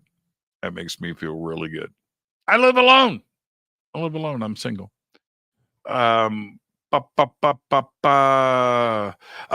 yeah, just go and read Extraterrestrial. You come away with a very clean, rational understanding of an intellectual, a very learned individual like Avi Loeb, and how he looks at the data. And we need more of science to look at the data. They don't. They just got their blinders on, and they just no. Avi looks at the data. Read Extraterrestrial, and I would. The answer to your question is a simple one. We are close. We are really, really close. Okay. Next, Elsa Louise. Jimmy, if our plate, okay, hold on a minute. If our Pleiadian ship showed up to give you a ride to visit the Seven Sisters constellation, would you jump on board? Yes. Yeah, I would. Got to have food. Can I take my own food with me? You don't have to worry about providing me with what I want. No. Can I pack my own to-go bag? And a recipe book. Bring that with me too as well. Food would have to be good. Now, do I get to come back, or do I have to stay in the Seven Sisters? Well, I don't know if that matters much. It'd probably be pretty cool there. But yeah, I would go. Food is a consideration. Food. And do I get to bring some music? You guys probably already have everything that I would want to listen to on the ship. But yeah, I would go. I would. I asked Seth that. I keep going back to Seth. That was a great conversation with Seth. So do you go? And he goes, heck yeah, I go. Man, absolutely I go. And so there you go. Someone asked if we can be invited to the wedding. I'm over my question limit. Oh man. Let's see. Jimmy, just wanted to say you rock, man. Oh, in all caps. Thank you, Terrence. See, I just read these on the fly, man. I just read these on the fly.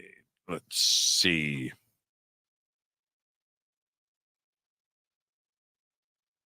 JC, that was a Black Mirror episode of AI Avatar. Okay. Can I just say this? We need more Black Mirror.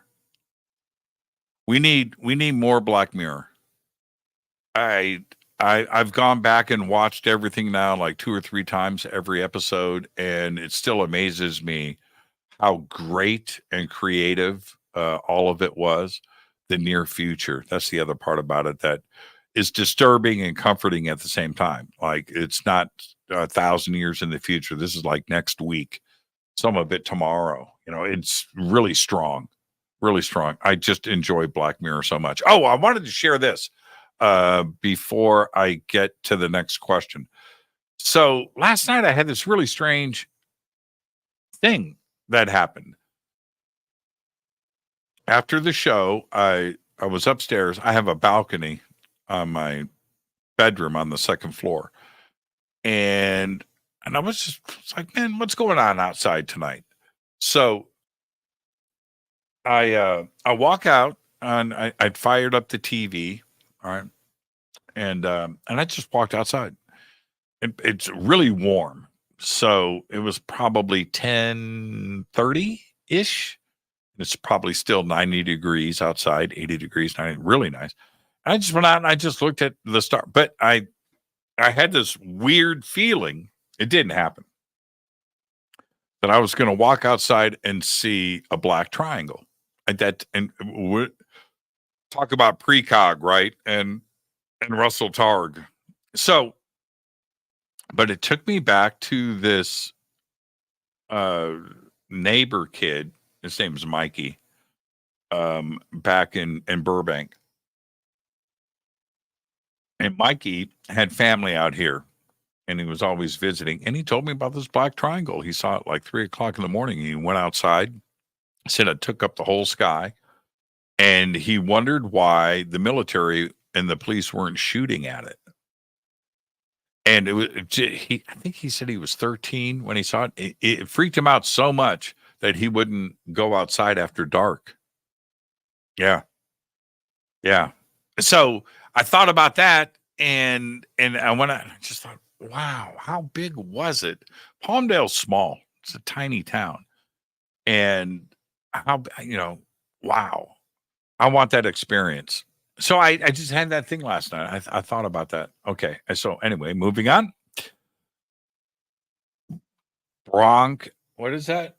Bronklander RC.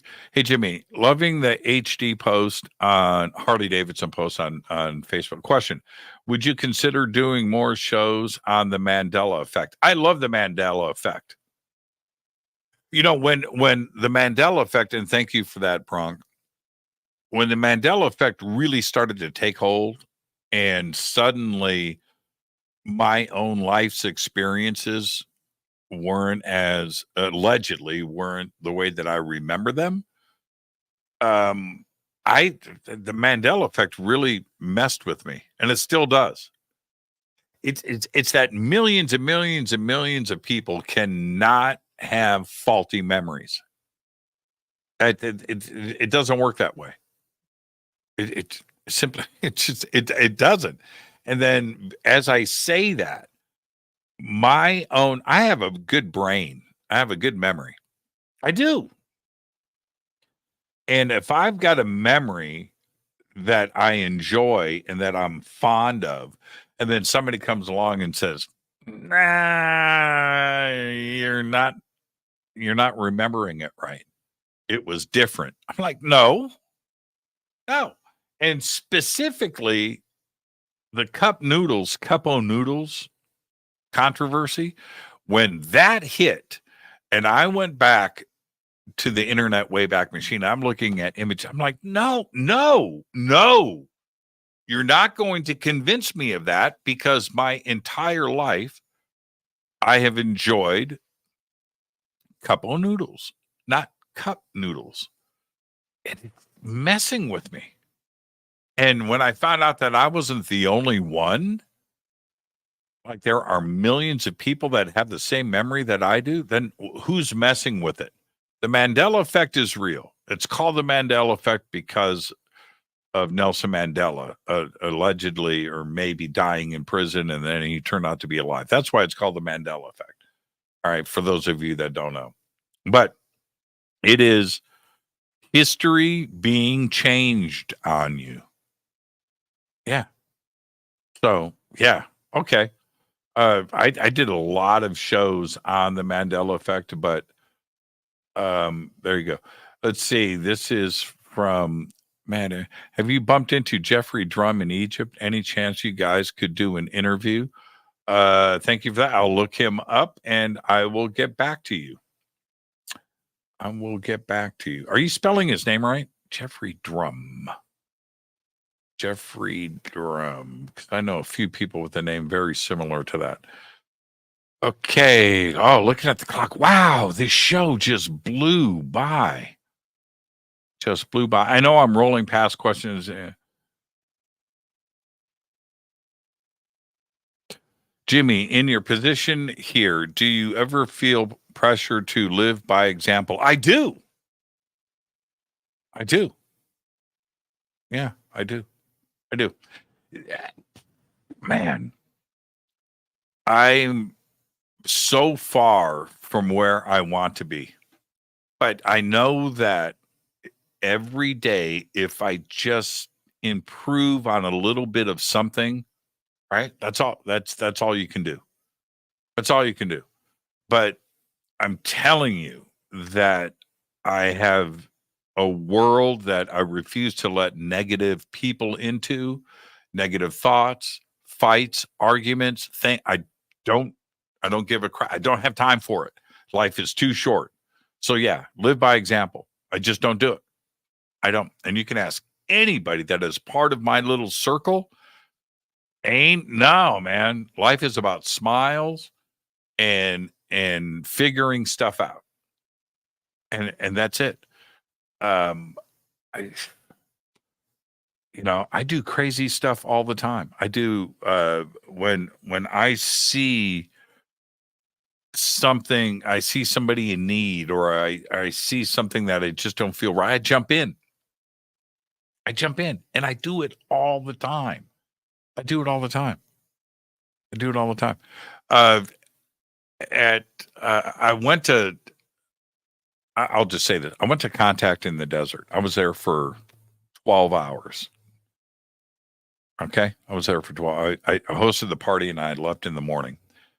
I went to Contact in the Desert with a lot of $20 bills. A lot. And I tipped everybody.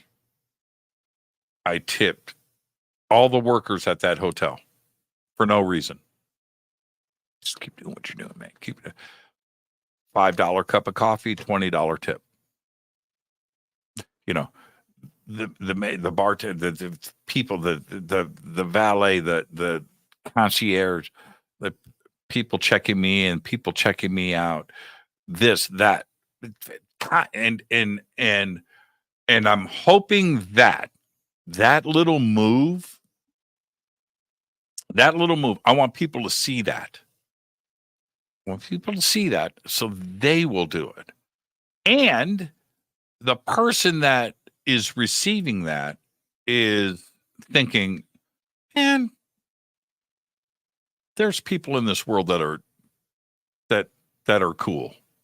It's not all what you see on TV, and it's not all what you read or hear about in social media. And just, yeah. I live by example. And trust me, I'm not perfect. I am not perfect.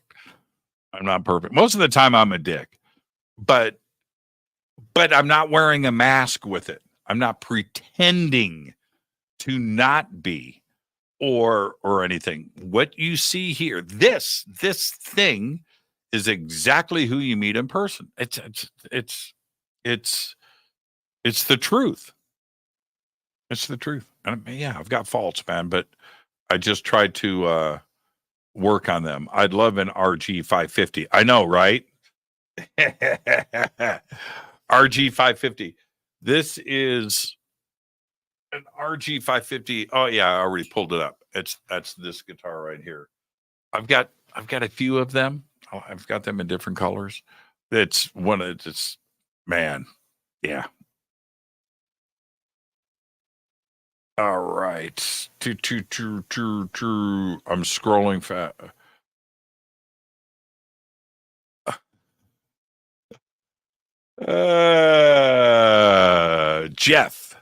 Jeff Lycan says, would you consider doing a Fade to Black show from another planet if it's easy to get there and back? I would do that right now. I would do it from the moon if I could get there and back. Could you imagine Fade to Black from the moon, from Mars? Yeah. If you can get to Alpha Centauri, right? 4.5 light years away. If it was easy to get there and do Fade to Black from there, I would do it. I would 100% do it.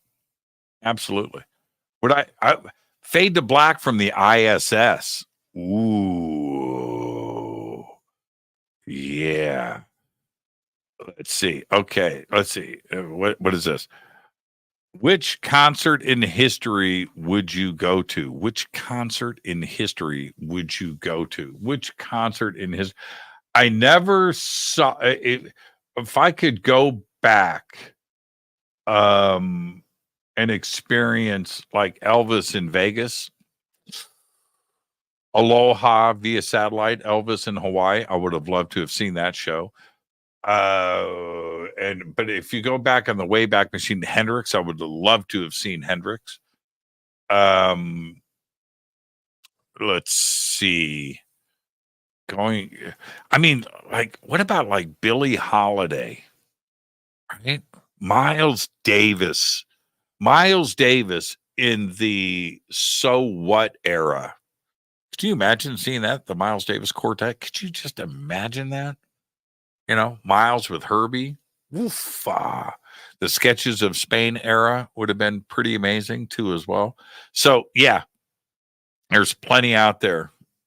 Now going back, Paganini, Mozart live. Yeah, that'd be pretty cool. Beethoven live. Wouldn't suck. Would not suck.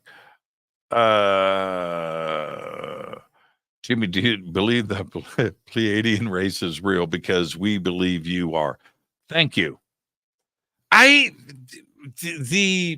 There are groups, and I agree about the Seven Sisters, and it just catches my eye when I go out. I cannot unsee the Seven Sisters. I'm immediately attracted to it. There's too much to that. Yeah, there's too much to it. So yeah, I believe in it. I do. I really do. There's a lot more life out there than just you guys too, as well. It just ain't the only ones. What about a modified Jazzmaster with the shims and low action and P90s, fat 50s neck? It's a game changer. I bet that would be. Man, I've got so many people talking to me about getting a Jazzmaster. And I only have that. I have the acoustic telly. I could see a Jazzmaster. Not a Mustang, Jazzmaster. Right? Jazzmaster, yeah. And a telly in my future at some point. Okay, we are winding down, and there are still a lot of questions here. I'll squeeze in as many as I can. Here we go. Boop, boop, boop. I'm scrolling fast.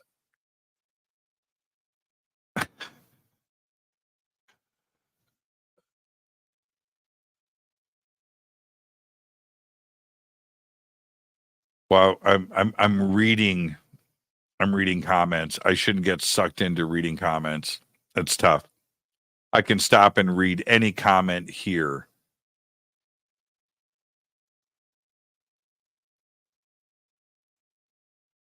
Jimmy, did you hear about Göbekli Tepe news? They are digging up a round pit. I don't know what round is, and have uncovered domestic settlements. Of course, there has to be.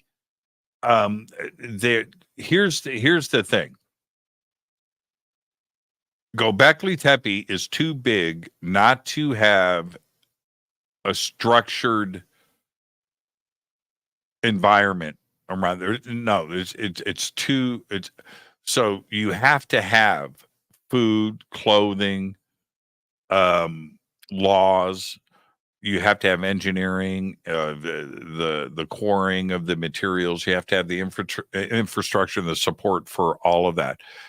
To suggest, as some have, that it was just hunter-gatherers that kind of just built this thing, and it was just a special temple, and it was just that, and they just left. No. We're talking about a couple of thousand years of constant, so organized, there was a city there. So yeah, absolutely. 100%.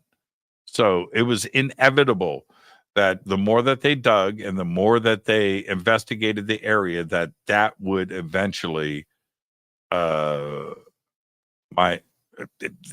this was going to be discovered. It has to be that way. I've always said that.